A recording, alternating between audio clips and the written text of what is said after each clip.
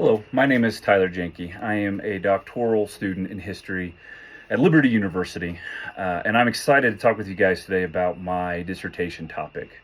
The working title I have right now is Campaigning for Democracy, the Elections of Harry S. Truman. And so Truman to me is very near and dear. I'm from Missouri, just like him, came up from a similar background, rural, kind of central western Missouri. And so for somebody like him to be the only president to make it to the executive office from Missouri and the roots that he came from, I have been, truly a fascinating topic to me. I've done quite a bit of research on him. But for a dissertation, Liberty really argues and wants their students to fill gaps in research, to fill gaps in history. And so for Truman, the one gap that really jumped out to me was the lack of research on his early campaigns. In 1948, when he ran for the presidency in his own right, that's been well researched.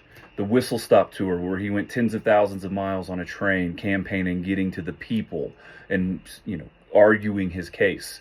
That's been well researched. But all of his re-elections before that is not the case. One of the major gaps is his early campaigns for what was called the Eastern Judge of Jackson County. Now, that's not a judge type of position like we think of today in the legal system. It's more of like a county commissioner. So he's one of three that are in charge of the infrastructure of Jackson County. And that was his first election. And so from that election in 1922, he runs for re-election in 1926 and then runs for the Senate later on and wins 2 terms there. And then he gets picked up as the vice presidential candidate for President Roosevelt.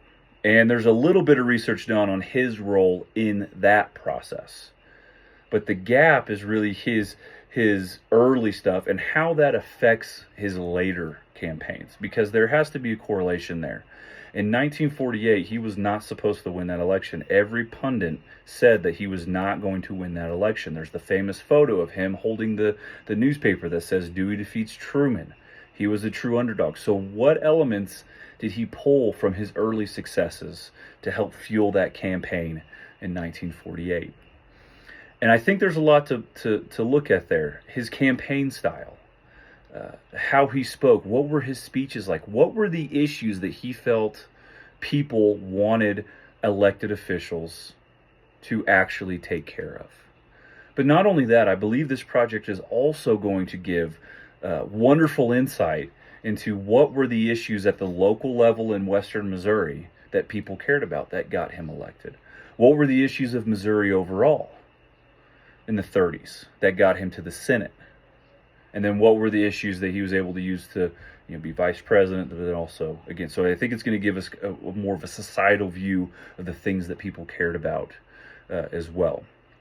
And so that's kind of the process that's there. This is a political methodological approach. The major issues that I foresee is that finding enough resources on his early campaigns. In the preliminary research on this topic, I have not been able to find as much on his early campaigns. However, I live and plan on researching. I live within an hour of his presidential library and museum, and plan on being in there researching with the non-digitized items related to that. So I'll have a very comfortable working relationship with his presidential archives. And so I believe that will help plug that. With this topic, I foresee more issues being the Senate as well, not just the early local campaigns, but also the Senate. But then also making sure that I'm finding the right resources that are going to help prove the point that he was an excellent campaigner. He did focus on the issues and that he was really working for the people.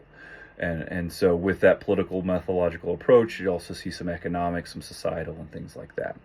And so I'm really excited to get started on this topic. I think it's going to benefit the research on Truman and really the idea of the political methodology overall. It's going to have a concentrated look on the campaigning process. And so I truly hope you find this topic as exciting as I do. I'm ready to get started, and thank you for your time.